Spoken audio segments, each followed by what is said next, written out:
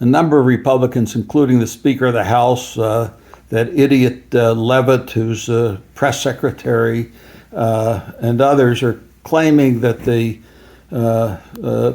rallies tomorrow, no King's rallies tomorrow, are people who are fascist, people who are violent, people who are pro-Hamas. I wonder where they get this garbage that they spew. And I suppose they're the same people that would have objected to the Boston Tea Party, saying that that was un-American, although it led to what's become the greatest democracy of all time, until this moron starts doing what he's doing. But we'll come back to that in a minute. Not only are these people spewing hate and creating danger for everybody in those marches tomorrow, but they're ignorant. And I think somebody ought to ask them, when was the last time you read the U.S. Constitution? When was the last time you read the Bill of Rights? When was the last time you read your state's Constitution and the state's Bill of Rights? When did you read the Declaration of Independence, if ever? And when did you ever sit down and read the Atlantic Charter, which was signed between Presidents Roosevelt and Prime Minister Churchill as setting out the aims for worldwide peace and integrity of peoples and thoughts that were the linchpin of what we were fighting for in World War II. My guess is they don't even know what the Atlantic Charter was, but that's beside the point. When have they read this? When have they thought about it? I used to read at least the state constitution in the Commonwealth of Pennsylvania, and the U.S. Constitution and the respective Bill of Rights over Christmas to New Year's every year, because generally I had the time to sit down and think about those things for no particular purpose except that I wanted to know what my history entailed. I don't think these people have a clue what our history entailed and what this country has come to mean for so many people, not only here but around the world. So let's talk about a couple different things. First, let's talk about Alaska. And we're talking about Alaska, and we're going to talk about Russia because Putin has suggested that they built a Vlad Dawn tunnel between Russia and Alaska. That's the last thing we want, is a tunnel between Alaska and Russia. But Trump said he's thinking about it. My guess is if Putin would say Trump's name would be on it, he'd suck it up like he has anything else that has his name on it.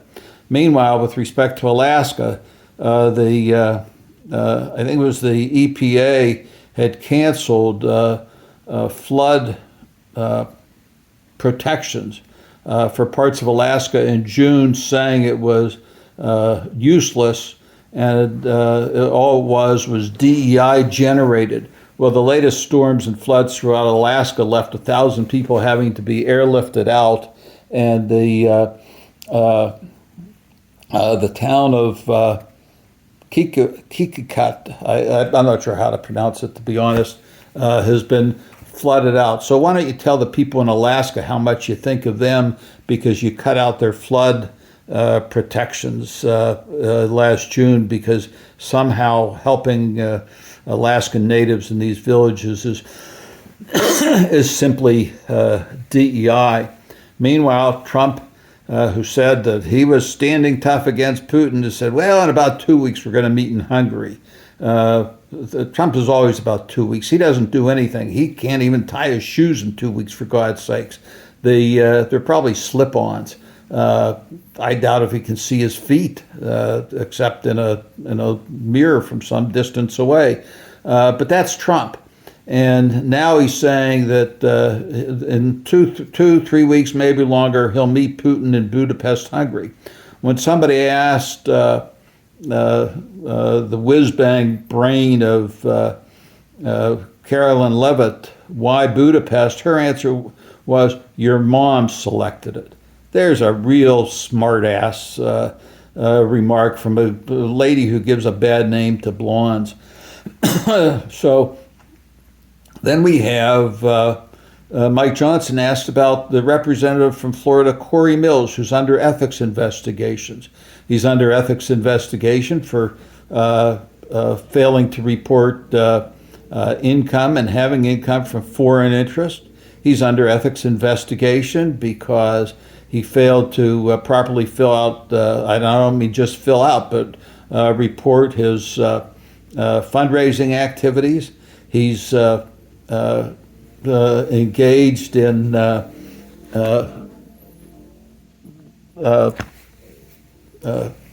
illegal conduct, and he has or alleged illegal conduct, and he has a restraining order against him by a state judge in in Florida for physically abusing his girlfriend. This is a great example of the stalwart Republican support for Donald Trump, some guy who beats women. It appears that abuse is running rampant throughout the Republican Party these days. Then we take a look. Congress has been out of session now for getting on to 3 months. They shouldn't be paid. Why should they be paid to be on vacation if people are starting to starve to death? But what somebody did do a study of some of the top influential Republicans and how much they will save in taxes under the Trump bill that was passed, whatever it was, in June or early July. And 70% of all Republicans are elected Republicans, that is, in the Congress, are saving money, but apparently the 10 most influential are going to save a combined about $330,000.